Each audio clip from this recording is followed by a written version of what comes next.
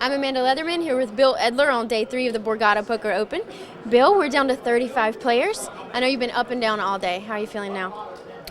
Well, I feel fantastic. My stack has moved up and down, probably safe to say more than anyone else in the tournament.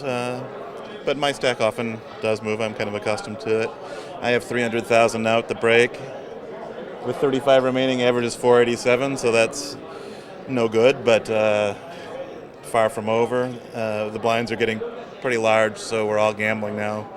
So my 300,000 could either turn to 0 or 2 million in a second. Well, hopefully you'll double or triple up. Well, so you just got moved to a new table. How's that?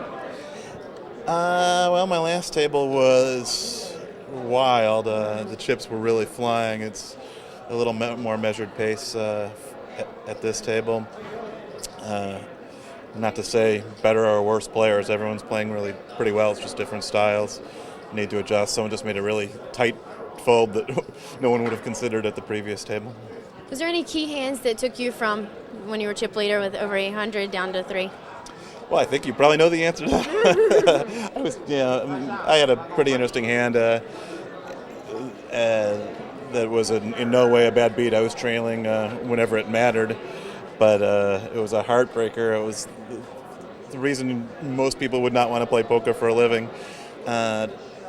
After a lot of money went in pre-flop, I had jacks against aces. 3 babies flopped, and they were all clubs, and I had the jack of clubs. I wasn't convinced that he had an overpair. I thought he might just have ace king, and there was so much money in his pot committed, I wasn't going to be surprised if he shoved either with an overpair or with just 2 overcards, with or without a club. I didn't have much of a read at that point, but since I had the overpair and the club, that decision was easy. To me, it was pretty easy. I made the call. He turns over 2 aces with the ace of clubs, so I was drawing virtually dead. I had to catch one of the 2 jacks in the deck.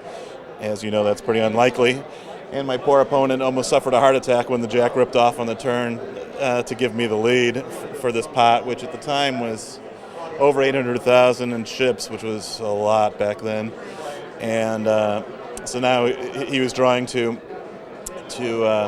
make his flush or catch another ace, and a club did come. So he rightfully won the pot. It was, of course, heartbreaking for me, but that's poker. That's okay. You know we're always pulling for you. Oh, We yeah. like you a lot. But somebody wanted me to ask you something.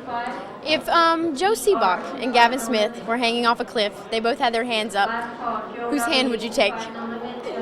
Wow, that's tough. Under most circumstances, it would be obvious because Joe's life is the only one you'd really want to save. But Gavin owes me so much money.